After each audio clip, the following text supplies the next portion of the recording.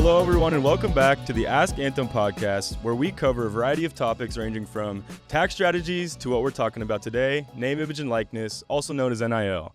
Today, I'm very excited to introduce you guys to our guest, Kyle Bjornstad, who is a former Oregon State athlete, played basketball, was also the department administrator who founded Dam Nation Collective in 2022, and is now the Oregon State Athletics general manager. Kyle, thanks so much for coming on. Yeah, thanks for having me. Excited to be here. Yeah, we're hyped too. So, Amory, do you want to start off with the questions today? Yeah. Get this thing rolling? So Kyle and I met in an interesting way. So I'm going to just give that little brief how we met. And then we're going to talk about with Kyle right out of the gate, kind of how the NIL landscape has evolved and how he got involved in Dam Nation, and then how his role has changed and what's kind of going on with collectives as the NCAA lawsuit kind of changed how we are viewing revenue share and name, image, likeness. So we talked a little bit about this in one of our other podcasts that I've just been really passionate about, how athletes who I feel like are in a kind of in a vulnerable situation would be educated to understand what it means to be an independent contractor. And I had been trying to find a way to connect with anyone in the space to say, hey, we would love to be a partner on educating athletes. And because I went to Oregon State, I got an email talking about Dam Nation. And I was like, oh, a collective, maybe I should reach out. And I did. I just scrolled to the bottom of the page. I emailed you, and like within an hour, you got back to me. Mm-hmm. And so that's how Kyle and I met. And, we both have a love of the Beavers and a love of athletics. And so I feel like, we became fast friends. Yeah, absolutely. And here we are still, right? Here we are. Yep. So do you want to talk a little bit about how you got involved with starting a collective, and then kind of how that's evolved pretty quickly and what you're doing now in your new role? Yeah, well, it's a loaded question, first and foremost. And yeah, that's exactly how it happened. When I got that email from you, I mean, honestly, I look back, and we had a lot of partners that I've worked with over the last 3 years, but that partnership has been my favorite. One, just because of who you guys are, you're so authentic and you truly want to help, but also because education for these student athletes is vital at this time, right? So you hear a lot of the horror stories that are going out there, but you really do need to roll up your sleeves and educate these kids on what this all means and how we can best help them. But to answer your question, my involvement to get, Dam Nation off the ground is really kind of a long story. I've been a Beaver my whole life, born and raised in Eugene, whole family of Ducks. And I just kind of grew up going against the grain, going to Beaver games since I could walk, essentially. And it really got me to, my goal was always not where I wanted to go to school, but how I was going to get there. And basketball was always my love. And so I ended up going to Oregon State in 2006 to 2009, playing on the basketball team. And then I worked as an administrator for the next 13 years after I graduated. So the first 5 or 6, I was a fundraiser specifically for athletics. And then the next 7 or so years, I was associate athletic director, chief of staff, and got to work across the department on all different types of things. Dam Nation started in 2022 after NIL, really hit the scene. And my decision to do that really came from the idea that, what is Oregon State? First and foremost, we take care of the athletes, period. And in this space that was so rocky, and there's so many new characters in it across the country, and you hear so many crazy stories that you don't know are true. Are they not? What we wanted to do first and foremost is make sure that our kids were taken care of.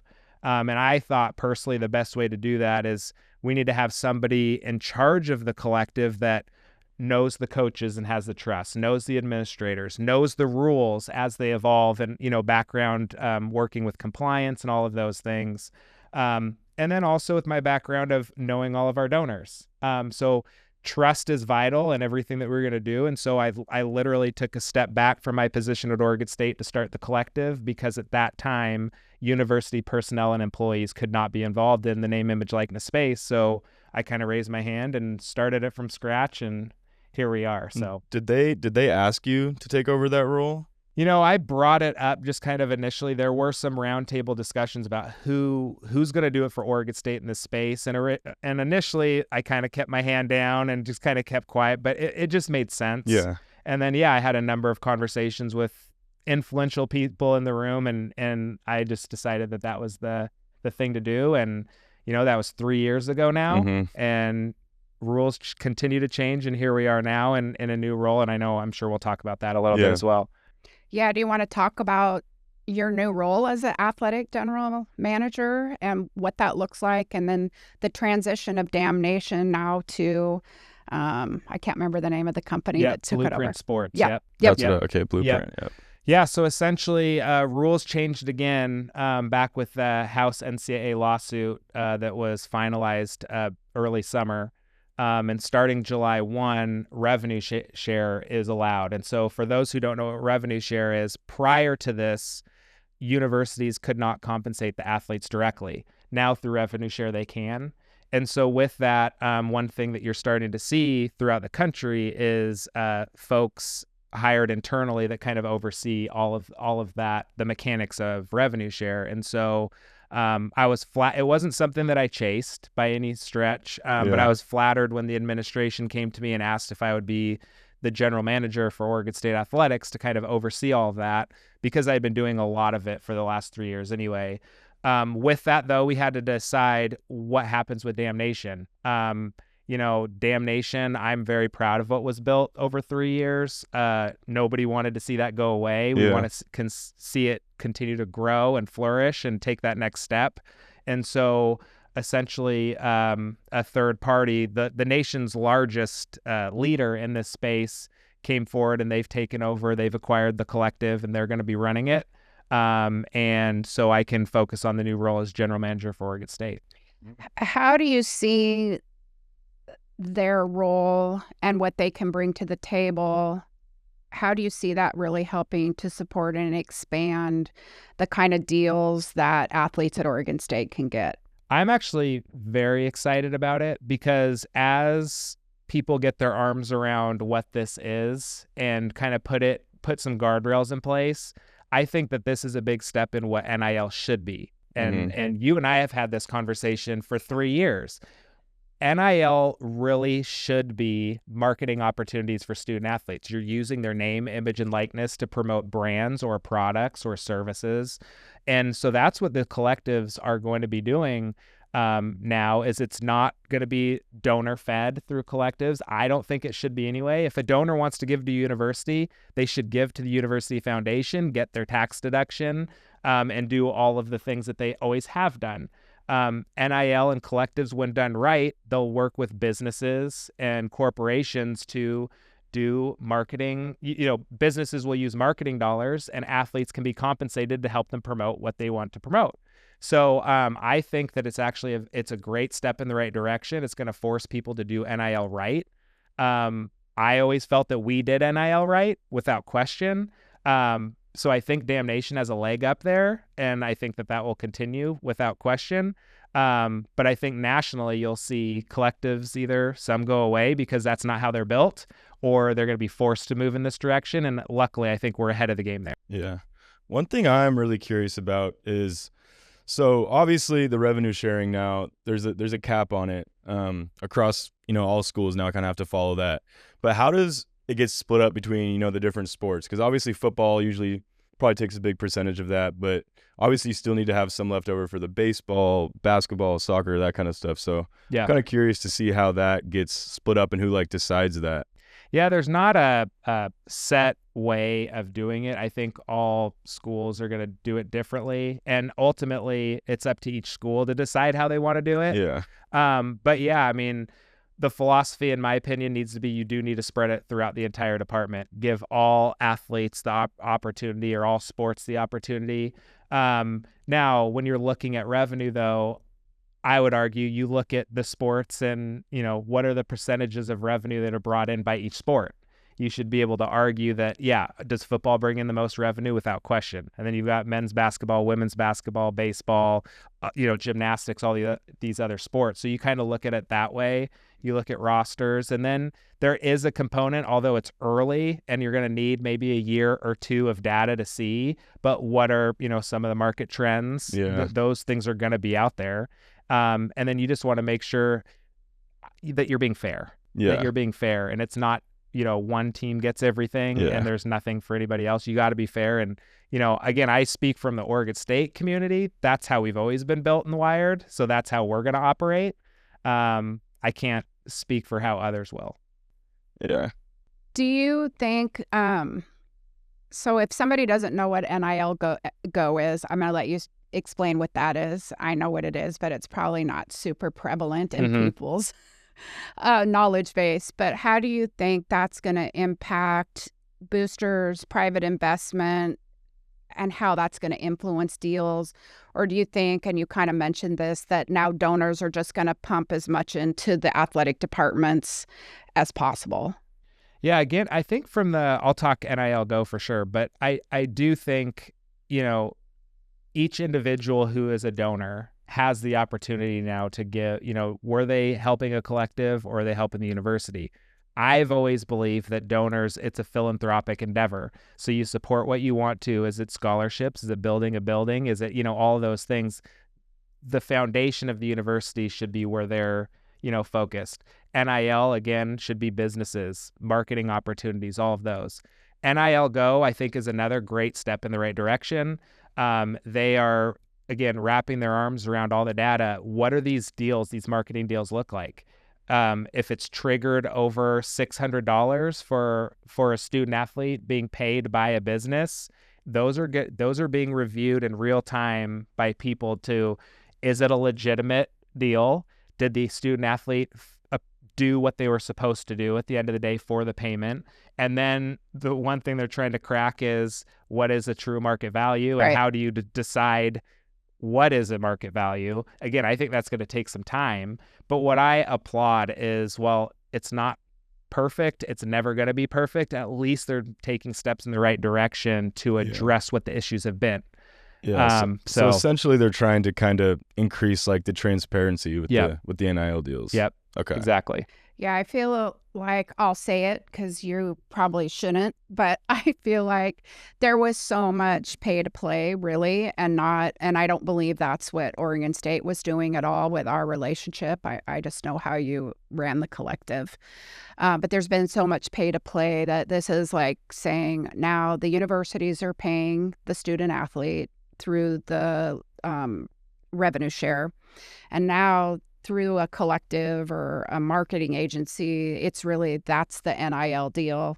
And that needs to be real and true. Great. And NIL Go is kind of their way of trying to get that to happen in a way where there's some structure and there is expectations to make that happen. So yeah, absolutely. No, they're absolutely doing the right thing. Are you going to have to tweak it along the way? Absolutely. Yeah. But I applaud them for stepping up and doing it. And we are seeing in real time that they are looking at every single deal. Yeah. They are. So that to me is a major plus.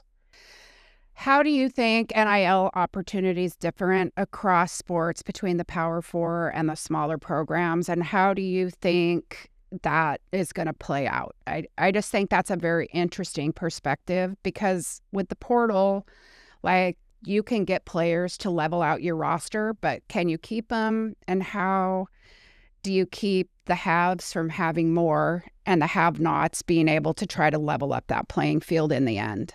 What's interesting is NIL's really just been around for 3.5 years, but the whole, have versus have-nots, that's been around forever. Yeah, for sure. It just has. So, if you dwell too much on they have so much more money than us or whatever, you already lost. Right. Like, I don't buy into that whole thing. I think, especially from where we sit, it's a culture thing.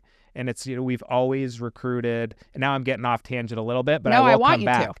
Like, you have to first recruit to your culture, right? The kid that fits, that they want to be at that school. They love the coaches. They're there for all the right reasons. Revenue share, NIL opportunities, and I talk to the athletes all the time, that should be a value add. That's not why you're here. Yeah. But we're going to be really, really competitive. We're going to take really good care of you. And this is a place that you're going to want to be for 3, 4, 5 years. And you know what? Historically, even pre-NIL, we knocked people off that always had more than us. I have no problem saying that. You know, the chip on the shoulder, we work harder as a team, where the togetherness, the culture, the community, all those things, none of that's changed. Yeah. I think we know what our secret sauce is. And we had to weather some storms here the last couple of years with what happened with the Pac-12 and all of this. But you know what? We knew it was going to be a tough year a couple of years ago. We weathered that, and now we're in the process of not only building back, but I think we're ahead of where we were. So I don't buy into that whole thing. I actually embrace it. I think that's great. Yeah. But, you know, your point about Power 4 and others, again, it's kind of always been there. Yeah. But the ones that do it really, really well and take good care of their athletes. And I know we're going to talk about how do you educating the athletes in this space. Like, to me, that's vital. And you put them in a position where they want to be. You deliver on everything you tell them you're going to deliver on. They have a good experience.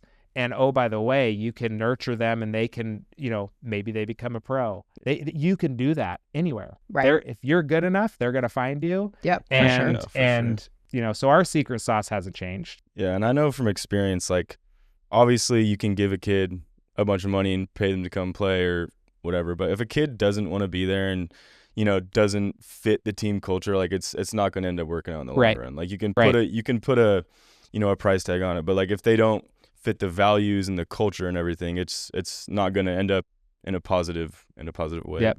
But it doesn't matter. It just doesn't matter for them or the team as a whole, right? Yeah. For sure. Yeah. I mean, I'm biased, but I do think that's one of the things that I think makes Oregon State really special, is that you do get to come to a campus and a university that really does genuinely care about you. And again, not every time for every person and every athlete is it going to work. You're not going to be 100%, but I do think that is what makes Oregon State really a special place to be, that coaches and professors and the community is really bought into the university. Yep. And I just feel like it's a lot of pride when you've gone to Oregon State. Yep. And that people, I remember we were at the Fiesta Bowl many years ago when Jonathan Smith was the quarterback. Mm-hmm. And we were walking through town and people would see people in Beaver shirts, and it was like, go Beavs, go Beavs, go Beavs. Yep. And like, that's how it is today. Yep. I saw a guy in the airport when I was flying home from Arizona, and he had a Beaver shirt on, and I was like, go Beavs. And they didn't look at me like I was crazy. He was like, go Beavs, right back. Yep. So I love that. Yeah, my next question is, I kind of want to pivot a little bit. So I think clearly a reoccurring theme with this whole NIL thing is like different, regulatory issues or legal issues. Obviously, the House versus NCAA settlement. I'm kind of interested to see, in your opinion, what's the most pressing issue, either legally or regulatory, that you see right now? That's a good question. I mean, because there's so much going on. I know there's a lot of different stuff, but I'm just kind of interested to see, like, what are you waiting on hearing about? Waiting, boy, if you wait in this space, you're in trouble. You're toast. That is very true. So, I mean, you're just kind of navigating the space as it goes. I am excited about kind of where it's heading, and they're, like I said, trying to get guardrails around it. I don't think you can get these guardrails in place soon enough. Yeah. So I'm just continuing to anticipate, like, some of it's trial and error. Yeah. Some of what they're doing may work really, really well. We know it's not going to be perfect. Other things maybe not well at all. Yeah. So how quickly... I just think that things have taken so long to even get to this point, and now they're rapidly changing. I just want to make sure that the pedal continues to be on the metal to get this thing as perfect, trying to adapt as possible as it goes on. That to me is the big thing. Yeah. Do you see, like, I know there's a bunch of different bills within state legislatures, but also in Congress. Mm-hmm. In fact, I've been trying to get I think Congresswoman Bynum to respond to us, because I'd love to interview her, because she's a co-sponsor at a bill that's going through Congress right now.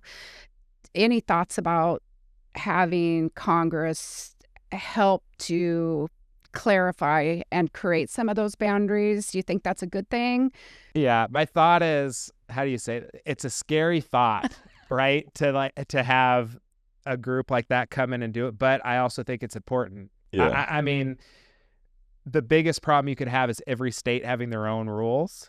I mean, how is that to me, that kind of erases all the progress that you've had. Yeah, that would be ridiculous. So the idea of having some overarching guardrails that everybody has to stay within those boundaries, I think is great. Yeah. It's just the idea of, who's going to do it and how and when. And I mean, it'd be interesting. But all I think about is when this was, I don't know, 3 or 4 years ago, and they were having Senate hearings on technology and AI and social media, and people were so clueless. And I'm thinking, and you're going to make rules about athletics? Right. Okay, this will be fun to watch. It'll be fun to watch. It'll also be, a little nerve-wracking, but we'll see where it goes. Just also because you have some perspective that most people don't, do you think that athletes, like social media and branding and content creation and all of that, really does affect their ability to earn NIL money? Or do you think that advertisers look more at an athlete and that stuff isn't as relevant as we think it might be? I actually think it's very relevant. And it's only going to be more, right? Especially as these changes we talked about, true NIL. You and I really have been using those terms, true NIL, for 3 years. Yes. There's a huge difference. I don't think people used to realize that there's a difference between, the collective money and then an actual NIL deal. Correct. Yes, absolutely. And so when you look at a business, right, and they want to, and forget a student athlete, when they want somebody to come in and promote their brand or their product or whatever, who do you go? Who has followers? Who's really good on camera? Who who fits kind of the theme that you guys go? It's vital. Yep. And so, and to me, that's exciting for these kids, because the ones that really want to learn about this and roll up their sleeves and make an impact and a difference, and oh, by the way, be compensated for it. Like, you're going to have to figure out this part of the space, and then the sky's the limit. Yeah. So that part, it's been important, but not nearly as important as it is now, because it's true NIL. Right. Well, and I think for a lot of athletes, I think the number is, at least in football, only 3% of college football players go on to play in the NFL, and then I think the average is like 4 years. And so it's such a small percentage that get to go on, if they're in an Olympic sport, to actually be an Olympian and compete at these really high levels. And so for them to be able to really be an influencer and have that background, that really does parlay into a lifelong career, which I think is really cool. Well, especially as social media has just gone crazy recently, or in the past 5, 6, 7, 8 years. It's only going to become more and more. What I talk to these athletes about a lot is you are your own brand. You are your own business. You're an entrepreneur and you don't even know it. Right. So what you're doing now is vital, and maybe you are lucky and you're one of that very small percent that goes pro, but guess what? You're not going to be pro forever. Yeah. And so what are you going to do with it? Start your brand now and grow it, and you never know where it takes you. And you said, you have influencers that are across social media. Many of them were not athletes. Correct. Are they funny? Do they, how do you get these followers? Well, you have a built-in advantage of being a student athlete at the highest, level collegiately. For sure. Like, tap into that, have some fun, but be authentic, be yourself, because that's your differentiator. Right. I think that kind of spins into, and is a good segue a little bit into talking about why education is important, because they are their own brand. They are an entrepreneur. They are an independent contractor. And that was what I think connected you and I, besides being Beavers, connected you and I, was that understanding what that means from a compliance perspective, what that means from earning money and how much money you're earning, what goals do you have, what are you trying to accomplish, and so that really is a critical piece for kids to know and understand. I guess they're not kids, young men and women, to understand. Some of them are still kids. And that in between, real 17-year-olds. Real adulting, right? We all are still, right? That real adulting moment, because you're not getting a W-2. You're not you're not having your taxes taken out. You're dealing with money that you've never seen before. And so, or maybe your families haven't seen before, and right? maybe your families haven't seen before. And so just kind of let's talk a little bit about why that piece you find to be so critical and where the gaps are kind of within the system now, and just kind of your perspective on that. Yeah, well, it's kind of a full circle question back to why I even got into this in the first place, and why when you reached out initially, that was, I still look back at that was one of the biggest, most exciting points of the whole, building the collective, is you want to do right by these kids. I've talked about that a lot. And if you're not educating and providing, some, education on the financial aspect, you might be getting this, but what does that mean? What do you need to prepare for from a tax perspective? All those types of things. You have immediately have removed yourself from the conversation of doing right by the kids. Right. Because you can't assume that they know. You can't assume that the people around them necessarily know or are telling them. You need to be able to, they're blessed with this opportunity.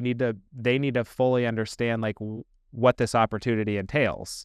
And you've got to grow up quick, and you have to understand also that they are their own individuals. They're going to make their own decisions, but shame on us if we're not educating them on what this means and helping them along the way and learning as we go. And so I, from day one, have thought that was vital. I don't think you're seeing enough of that nationally. And, that's where I probably have the biggest issue of this space in the past 3 years. It's all about, we want this player, we want that player, get them on the field, nothing else matters, they'll figure it out on their own. No, that's not how you should build a long-term sustainable program in any sense of the matter, and that's what we were trying to do. I appreciate that a lot, because I know I've noticed like a lot of schools don't maybe value that as much as Oregon State does, and it's very important because these kids, they already have so much on their plate. They're doing school, obviously, which is not easy to start with, while also doing pretty much a full-time job with their sport they're playing, whether it's football, baseball, basketball. And you don't want to also add a huge another thing on their plate where it's like, okay, now you're gonna have to go teach yourself how to know how much you're gonna pay for taxes, how to estimate like how much you need each year. And I feel like it's something that needs to be talked about more. Yeah. Especially because like an 18-year-old kid, when I was 18, I didn't even know what the IRS was. Like I had no idea. And these kids are giving them this money, and it's like you would have thought from the get-go schools would have kind of maybe thought more ahead, have been like, okay, maybe we should educate them. And it's definitely gotten better, I've noticed, as it's gone on, but it's still not where it needs to be. Well, and keep in mind too, I think part of that issue is that all NIL activity had to be outside of a university. Yeah, that is true. So how much leverage do they really have to do that? I think now there's no excuse for it. It should be a non-negotiable. That's where things start. For sure. Like I think it has to. That's what I push for sure. But no, I mean, you're exactly right. And again, shame on us if we're not doing that. We have to be doing that.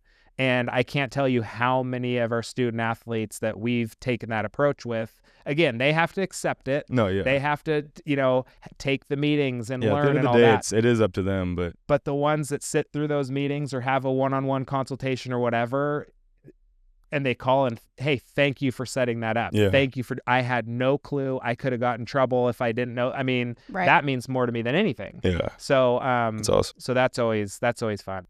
I think you were definitely a leader in that, from that perspective when you were running the collective, because as we were communicating with different schools and athletic departments and reaching out to collectives, it's like, well, we've got a guy that kind of talks to the kids, but I don't think there's been a real formal way of saying this is what our kids really need to understand. And I think that you're right.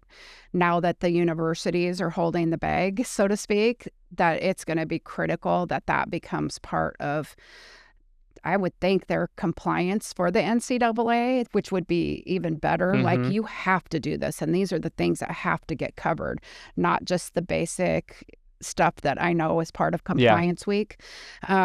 Because we're talking, kids could be $500,000, $1 million, $2 million, $3 million as an independent contractor, and that's not that's not an easy space to maneuver your way through if you don't have people around you that can help you understand what that looks like. Yeah, I'm always keeping an eye on kind of national trends and what's happening, but obviously like very focused on Oregon State. And that's where I'm proud to be a Beav, because I know that that is going to be taken very seriously. You know, I can't say it will be everywhere, but here especially, like, again, I think that's a non-negotiable. I think that's where it starts. And then from there, again, you're starting day one by taking care of these kids, period. And that's where you need to be.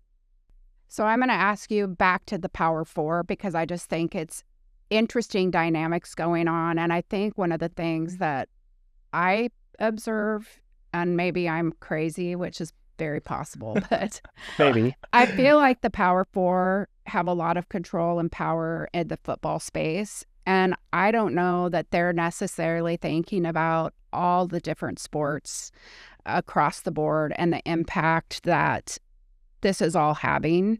I just wondered what your perspective was on that.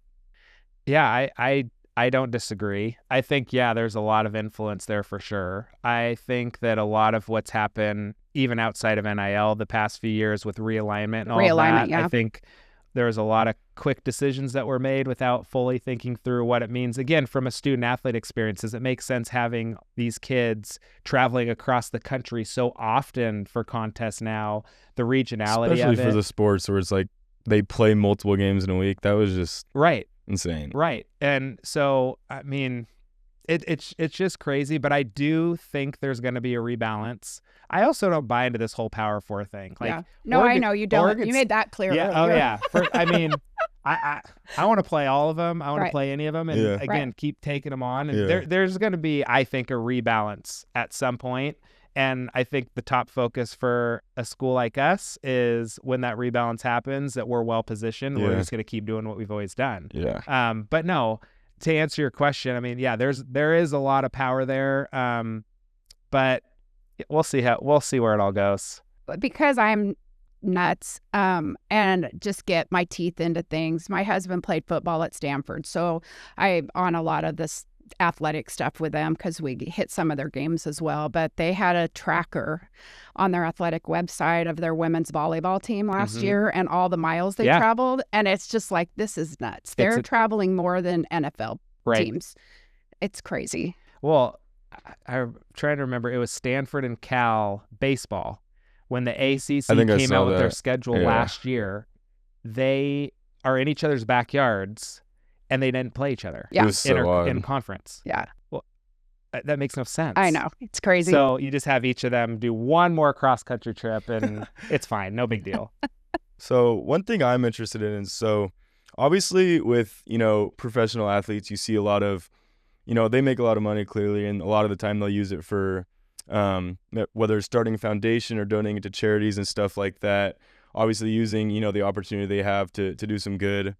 And now that college athletes are also maybe seeing some of those same opportunities, have you seen, examples of players using these opportunities they've had for good and making it a positive impact? Yeah, absolutely. I think, first, I think we've seen, and I won't get into specifics, but we've seen student athletes that create their own LLCs and their own business, and they, do those types of things. There's a good number of student athletes that have gone home, wherever home is, and done camps with young kids in their communities, and that's awesome. And kids can come to the camp for free. Like they're literally doing a camp and footing the bill for the kids to come there, and working with them to find sponsors in the area to help supplement some of those things, and T-shirts and those types of things. I think as the space grows and we continue to evolve, you're going to see more and more of that. At least in our bubble, I think that it comes back to, again, the kids we recruit. Like that's a very Oregon State type approach.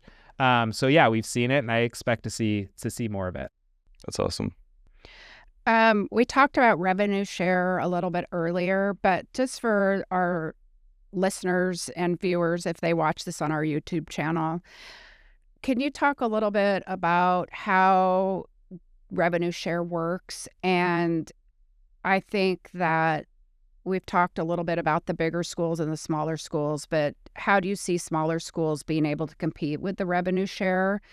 And then how, I guess, big of a role then does the collective then play to kind of help with that gap between what they actually have in revenue share and being able to help supplement dollars to athletes? Yeah, so essentially, to answer the question, what revenue share is, it's just that. Universities are now to share the revenue that they come in with their student athletes. It is capped.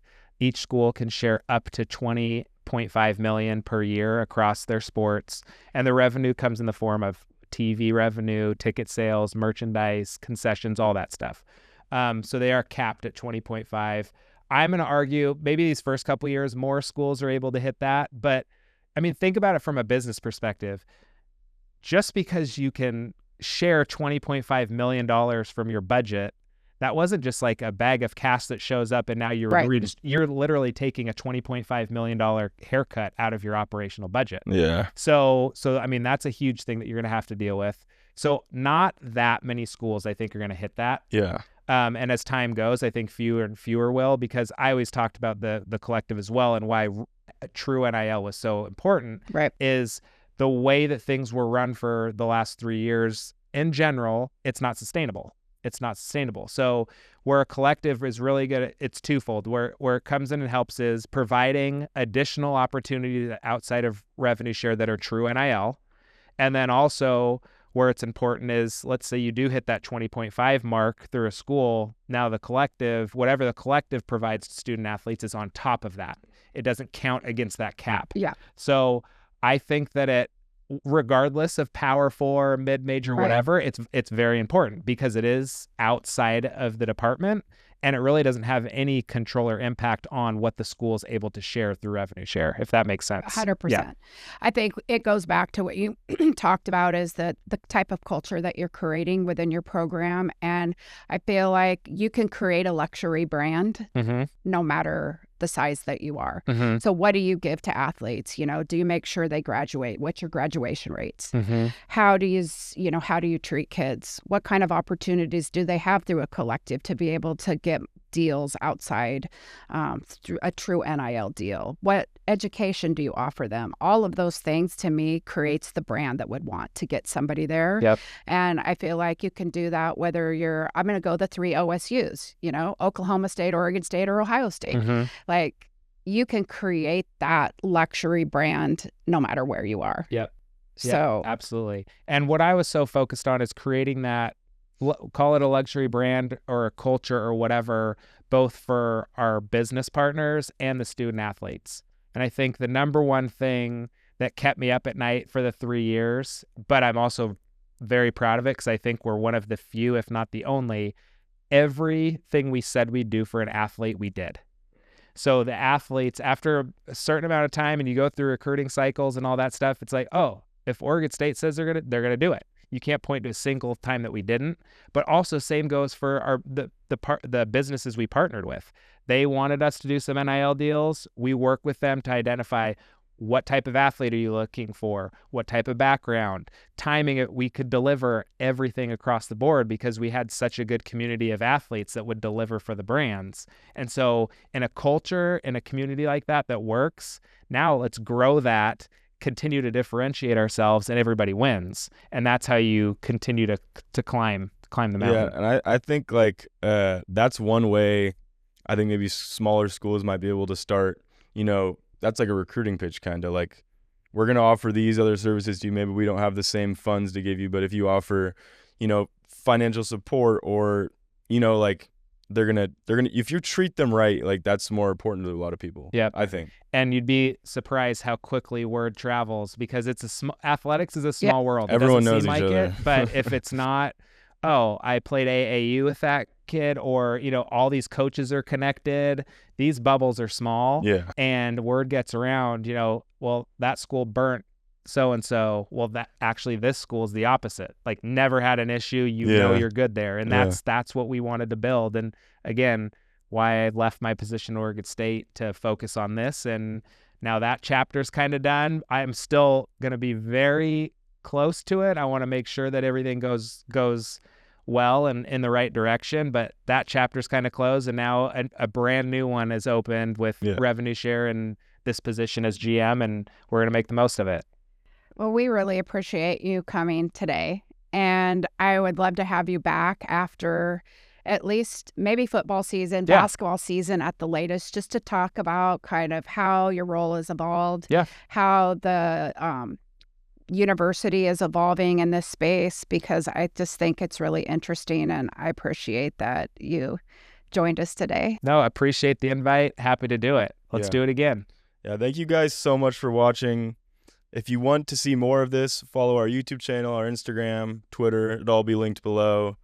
Thank you so much again, and have a great day. Thank you. Go Beavs. Go Go Beavs! Beavs.